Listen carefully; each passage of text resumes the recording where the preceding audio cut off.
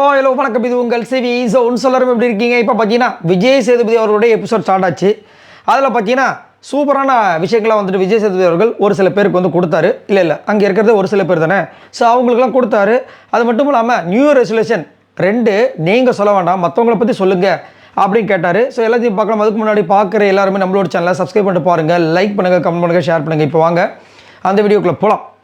So first வந்து அந்த மாதிரி கேட்டார். உடனே வந்துட்டு சபரி வந்து வினோத்துக்கு என்ன சொன்னால், கோவத்தை கம்மி பண்ணும், சாண்ட்ரா வந்து எமோஷனலாக கண்ட்ரோலாக வச்சுக்கணும், இல்லை அந்த எமோஷனல் இவங்கள கண்ட்ரோல் பண்ணிவிடும் அப்படின்ற மாதிரி ஒரு விஷயத்த சொன்னார்.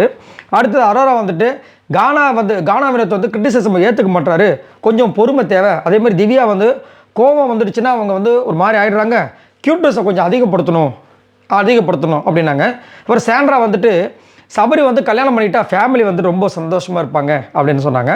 அரோரா வந்துட்டு நடிக்கணும், வர ஆப்பர்ச்சுனிட்டி மிஸ் பண்ணாமல் இருக்கணும் அப்படின்ற மாதிரி சொன்னாங்க. அரோரா வந்து ஆப்பர்ச்சுனிட்டியே வரல, இனிமேல் வரும் அப்படின்னாங்க. இப்போ அவங்களுக்கு பிரச்சனை இல்லை, நல்லா தான் இருக்காங்க இவங்க சாண்ட்ரா. அதுக்கப்புறம் வந்து விக்ரம் என்னென்னா, சுபி வந்துட்டு எல்லாத்துலையும் ரொம்ப பர்ஃபெக்ஷனாக இருக்கணும்னு நினைக்கிறாங்க, ரிசல்ட்டை பற்றி யோசிக்கவே கூடாதுன்னு நினைக்கிறாங்க அப்படின்னு. ரிசல்ட்டில் இல்லை எல்லாத்துலேயும் பர்ஃபெக்ஷனாக இருக்குன்னு நினைக்கிறாங்க, ரிசல்ட்டை பற்றி யோசிக்காமல் இருந்தாங்கன்னா அவங்க கரெக்டாக இன்னும் நல்லா வருவாங்க. வினோத் வந்துட்டு அவர் என்ன நினைக்கிறாருன்னா, மற்றவங்க தான் நம்மளை தவறாக காமிச்சிருவாங்கன்னு நினைக்கிறாரு.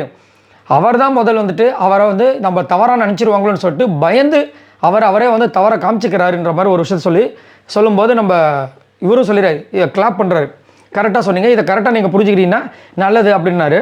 அதுக்கப்புறம் திவ்யா வந்து சாண்ட்ராக்கும் அரோராக்கும் சண்டை வந்துச்சுன்னா பயப்பட வேண்டாம் அப்படின்னாங்க, தேவையானது தான். அதுக்கப்புறம் வினோத் வந்துட்டு அரோரா வந்து எல்லாரையும் நம்பிடுறாங்க, அதனால் பிரச்சனையே வரலாம் அப்படின்னாங்க. அரோரா எல்லாரையும் நம்பினாங்கன்னா யாரை நம்பினாங்க? கமருதனை சொல்கிறாரா? ஏன்னா அவங்க கூட தான் நல்லா இருந்தாங்க. யாரை சொல்ல தெரியும், நீங்கள் உங்களுக்கு என்ன தோணுன்னு சொல்லுங்கள். அதே மாதிரி வந்துட்டு ஓகே, அதை சொல்லி முடிச்சிட்டாங்களா?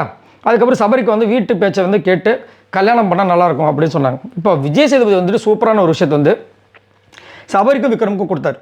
அதுதான் ரொம்ப முக்கியமானது. விஜய் சேதுபதி அவர்கள்லாம் விக்ரமுக்கு சொன்னார்னா, உங்களால் அழகாக சிந்திக்க முடியும், சிந்திக்கிறீங்க, ஆனால் எமோஷனல் ஆகிட்டால் உங்களால் வந்து அந்த சிந்திக்கிற விஷயங்கள்லாம் வந்து அப்படியே போயிடுது.